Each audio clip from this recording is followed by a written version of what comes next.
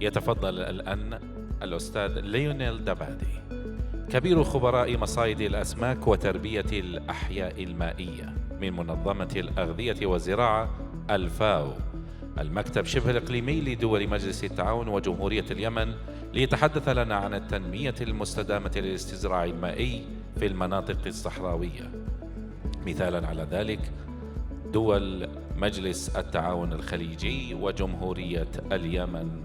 Dr. Lionel, please, the floor is yours. شكرا. مساء الخير. Good afternoon. I'm very happy to be here. Thank you very much for the organizers to invite FAO and in particular the Subregional office in Abu Dhabi to take the floor in this, during this meeting. أنا ليونيل دابادي. أنا خبير في أسماك في المقدمات FAO. And that's about all I can say in Arabic. But I'm going to present you an overview of the sustainable aquaculture development in the GCC states and Yemen. Yesterday we had a lot of very, very rich and very interesting presentations on the achievements of the Saudi Arabia on fisheries and aquaculture, and sustainable aquaculture. And definitely, this time I would like to take you outside of the Saudi Arabia and present you a little bit more the experience and particularly the projects that we are conducting in the regions.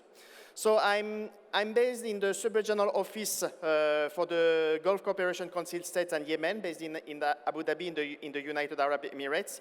And although we are responsible for the world regions, we are mostly working directly with the United Arab Emirates and also with Bahrain. We have a big project in the United Arab Emirates covering both the technologies, the recirculated aquaculture systems, the offshore aquaculture, marine cage aquaculture, but also covering biosecurity. We are developing the guidelines for farmers on implementing biosecurity at farm level, and also markets and statistics. You know, statistics is an important component for monitoring development. And we are also working with the Kingdom of Bahrain, and in the Kingdom of Bahrain we have a very successful project to modernize the hatchery of Ras Ayan, which is the National Mariculture Center. And in addition to this direct cooperation, we are also giving some support to the FAO offices in Oman and in Yemen, and inshallah, maybe future in Saudi Arabia. So the big questions that we have is this illustration, farming fish in the deserts. When I'm talking about aquaculture in the desert, outside of the regions, the people wonder why. Aquaculture is about water, and we would like to farm fish in regions that is famous for not having fish. In fact, the deserts are an important area worldwide.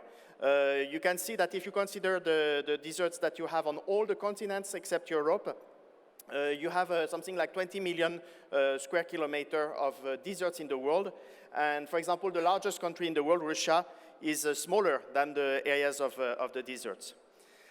And for this reason, farming fish in the desert is something that emerged very early, in fact, around 1963, 1965, with FAO that organized a first technical session on this topic, and then there was a big meeting that took place in 2010 in the headquarters that was covering the 7 regions around the world.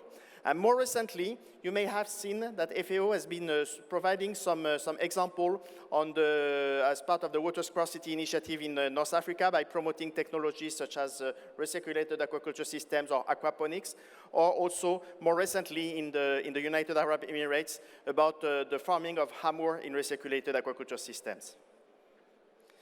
Another reasons why we want to develop aquaculture in desert areas is that the desert is not desert, as I wrote. If you look here at the population in the GCC states, you can see that the population has almost doubled in 20 years.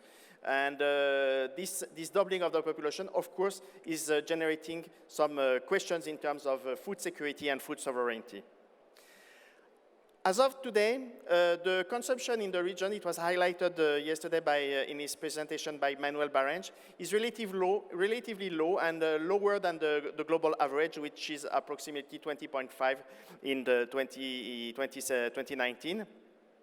But still it is increasing. It is increasing first because of the demographic growth, but also because there is a change in the habits of the people, and there is more and more promotions about the health benefit of fish consumption.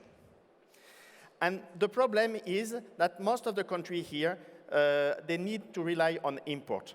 This graph is showing you what are the source of imports and what are the source of fish. So basically, it's the aquaculture production, it's the capture fisheries, and it is the imports. And on the other parts of the uses, you have the use for non-food uses, for example, for producing fish meals and fish oils. You have the direct consumption, which is what we are interested, and you have the exports, because the region is also a big exporting hub for fishery products. And what you can see is that with the exception of Oman and Yemen, which are big producers countries with regards to capture fisheries, all the other countries are relying to a very large extent on imports for ensuring their food security with regards to fish and aquatic products. So for that reason, it makes sense that all the countries have made the development of aquaculture a new priority. I'm giving here 3 examples. Of course, yesterday we heard a lot about the impressive achievements of the Kingdom of Saudi Arabia, but Oman has also implemented a very, very comprehensive strategy for developing aquaculture of different kinds of animals throughout the Sultanate. And the United Arab Emirates have also promoted recently publications called the UAE Aquaculture Pulse, which aims at attracting and raising awareness about the potential of aquaculture in the Emirates. Here on this graph, I want to highlight the importance of the Kingdom of Saudi Arabia. In fact, it's the graph you can see on the left and on the right is exactly the same one. It's the total of aquaculture production in the GCC states and Yemen. On the left side. And on the right side is the same graph, but without Saudi Arabia. And what you can see immediately is the importance in volume of Saudi Arabia. And of course, whenever we talk about aquaculture and about statistics, we need to consider the statistics with Saudi Arabia and without Saudi Arabia. Otherwise, the importance of the aquaculture production in Saudi Arabia would be hiding what's happening in the other country. So that's why here I'm presenting you 2 slides. On the left, you can see that's the species that have been farmed in the region. And what is quite impressive is that there has been a lot of diversity. Today, we are farming 23 marine fin fish. There are 10 freshwater fish. There are 4 species of shrimps, one type of oyster, and also sea cucumber that are being farmed. But if you look at the repartitions of the volume, on the left side, again, it's with Saudi Arabia, and you can see that the dominant species are the shrimp, the white-leg shrimp. Then you have the sea bream, and followed by the Asian sea bass, the barramundi. But if you exclude Saudi Arabia, then the species is different, and you can see that the gilt-edged sea bream is becoming the most farmed species in the region. So now I'm going to go through a certain series of slides of what we can see and what kind of learnings we can get from looking at aquaculture in the regions. The first thing is about freshwater aquaculture. Of course, we know that we are in desert areas where the water is not abundant. But the fact that it is not abundant, the fact that it is scarce and valuable, doesn't mean that there is not and that we cannot develop aquaculture. We know that the people in the regions have developed over the centuries, over the millennials, technologies for water-scarce agriculture. We know the aflage, we know the oasis. And today, this is typical areas and systems in which aquaculture can bring a lot of benefits. I will come back later about this. But what we need to know is about the impact on water. And what is good with aquaculture is that it may be a little bit counterintuitive, but aquaculture is not a big consumer of water. Of course, for aquaculture, you need water, but aquaculture will not consume as much water, for example, as certain crops. We know, for example, that the date palm is consuming a lot of water. The aquaculture, the fish is not consuming a lot of water. What you can see that some traditional ponds where you are consuming water through the evaporation or through the seepage in the soil, you have approximately 5,300 liters of water consumed per kg of fish produced. But with systems such as the recirculated aquaculture systems or the aquaponics, you have 400, which is 10 times less than, for example, than the chicken.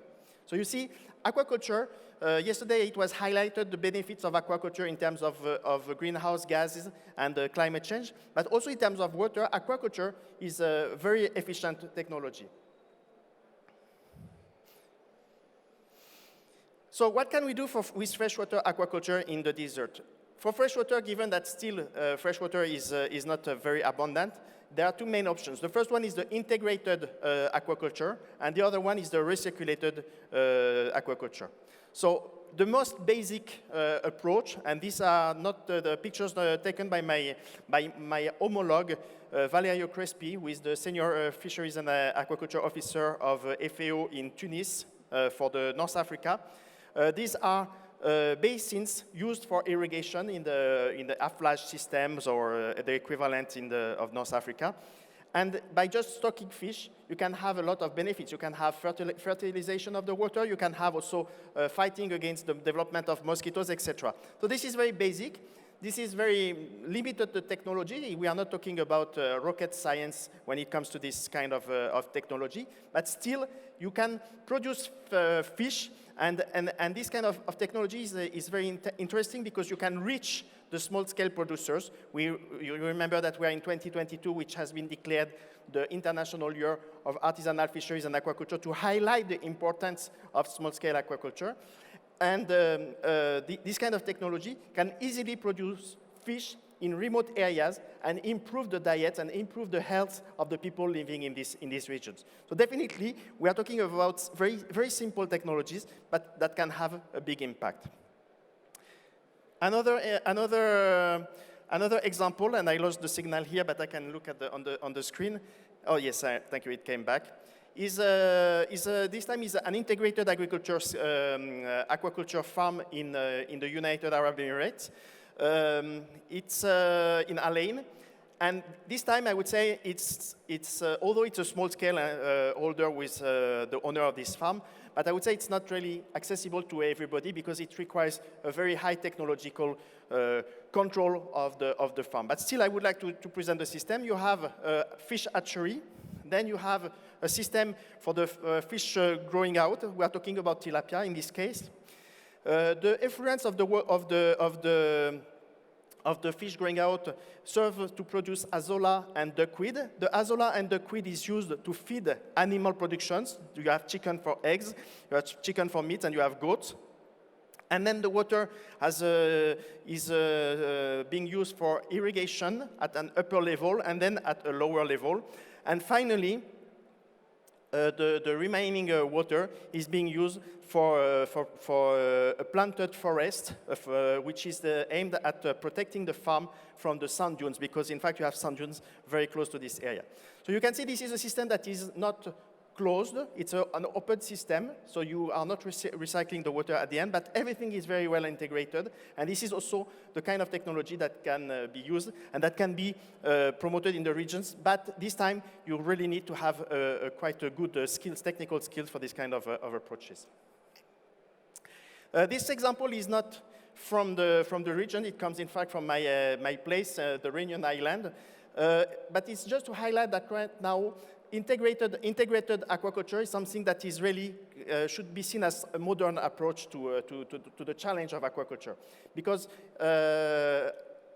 for some people, integrated aquaculture looks something like very old, but in fact, you can have some technologies like this, this kind of a solar farm integrated with fish, and at the same time, you produce energy. At the same time, you create better environment for the fish because you are protecting them against predations. The temperature is much better. The evaporation is lower. So you have a lot of benefits from integration of this kind of system. And in fact, if you look in the world, and in particularly in Asia, you have a lot of very effective integrated systems that are not old, that are very modern and really at the front of the progress.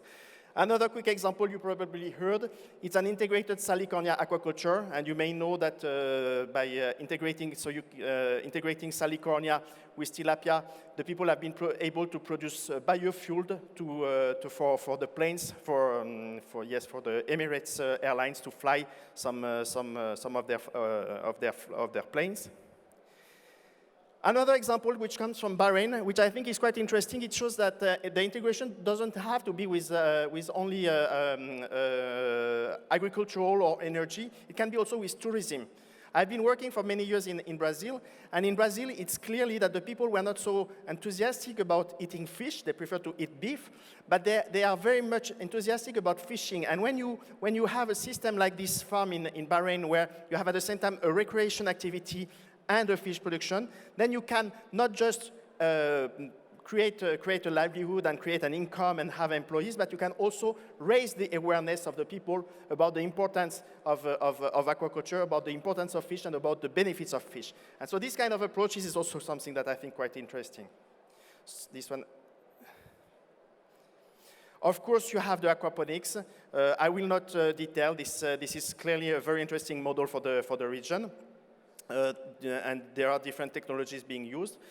Another thing that we need to consider is the salinized water, because in the desert, fresh water is scarce, but in some regions, in particularly on the east coast of the Arabian Peninsula, you have a lot of saline water, and this saline water can be used also for producing some species. And here, this is a study that was done by a colleague who is now actually based in Saudi Arabia, in Kayust, Dr. Pantanella, on the potential for the development of aquaculture in salinized agriculture farms in Abu Dhabi.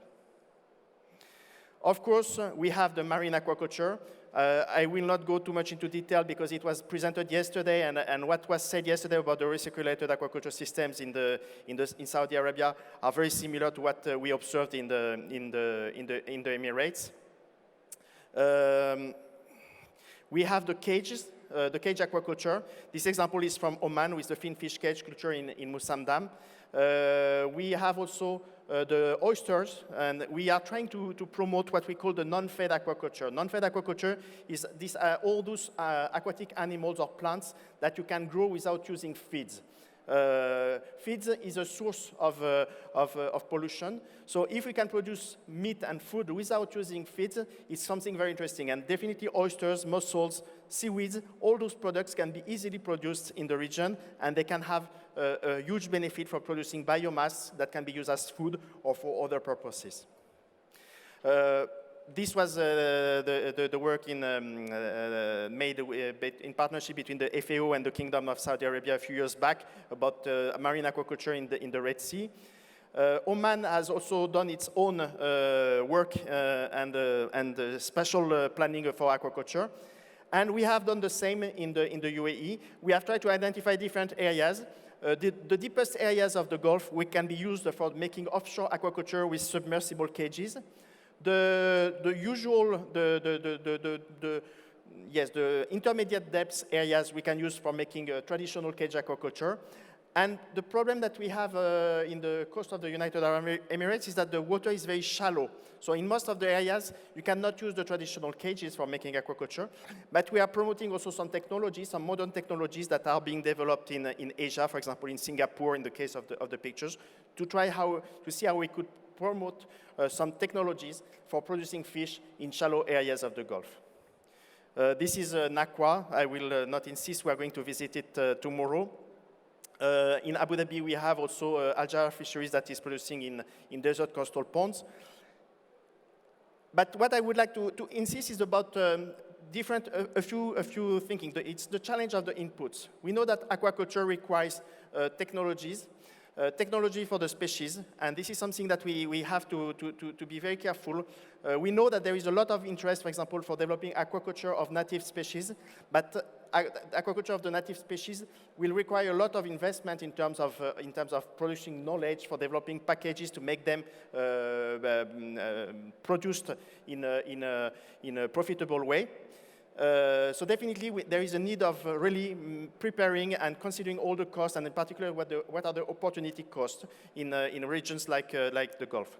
The seed also, never forget that if you want to produce 1,000 tons, which is basically the production of one average farm in the Mediterranean, you will need 4 million fingerlings. So as soon as you multiply by the number of farms, it means that you require a lot of fingerlings of the species. The feed, of course, is the same if you consider 30,000 tons of fish, then with a 1.5 or FCR, you will require 45 to 50,000 tons for the produce. And also the labor, because most of the time aquaculture is requiring skilled labor, and so it means that you need either to import skilled labor or better to train locally the people by developing training centers and introducing aquaculture within the curriculum of the universities and the technical schools. This is an illustration of the work that we are doing in Ras Ayan with the National Mariculture Center in Bahrain about modernizing the hatcheries, introducing the technologies of photoperiod, also the automated live feed production, etc. This is the project that is currently being implemented. The COVID-19, I think I don't have so much time to talk about it, but definitely it's an area that has been affecting the fisheries and aquaculture in a dramatic way. However, in most of the regions, if you exclude the companies that have to export and relying on exports, but for many other companies, in particular those supplying the local markets, there has been quite a good resilience, and we have seen very interesting adaptations. In particular, many digital innovations have been implemented during the crisis. What are the future challenges at the national level? I think that for most of the country, there will be a need to consolidate and consolidate the basis and for aquaculture development. And yesterday was very interesting because we have really seen all what the kingdom has done to put in place the basic for supporting a fishery value chain. This is not necessarily the case of all the countries, but I know that they're working hard, and there is some implementation on this area. Then the second area will be to implement a sustainable food system. You know, we are talking a lot about food system now, about blue transformation. Yesterday was mentioned, and so we need to go into a food transformation. And it means that we will have to tackle the supply chain. We have to tackle the research because there is a lot of needs with research about the training and education, about the extension, the consulting firms, the professional organization of the sector, the regulatory frameworks, the official control, the financing and insurance, the marketing, etc., etc., etc. At the regional level, this is an area in which I would like to insist because Time is up. We are the Subregional office in charge of the GCC states, and we want to promote cooperations among the country for exchanging knowledge, for the mutualization of cost, because expertise costs a lot, research costs a lot, training costs a lot, knowledge production costs a lot, genetic improvement costs a lot, and we know that if we want to work with the species from the regions, definitely, if each country is working separately, then it will cost a lot to each of the country, but if they can collaborate, then you can have a successful achievement much easily.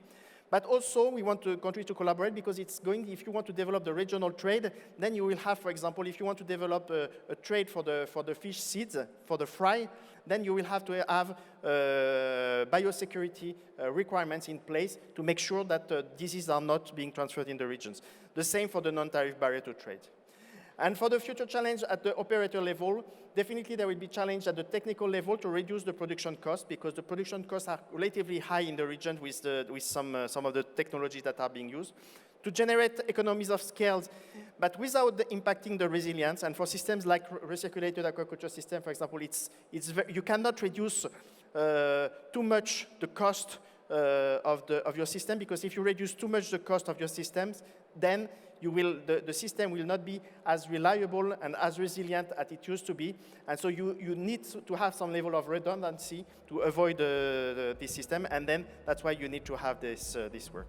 And of course, also at the market level. I think I'm finished with my presentation. That was an example of the market, but we had the example yesterday.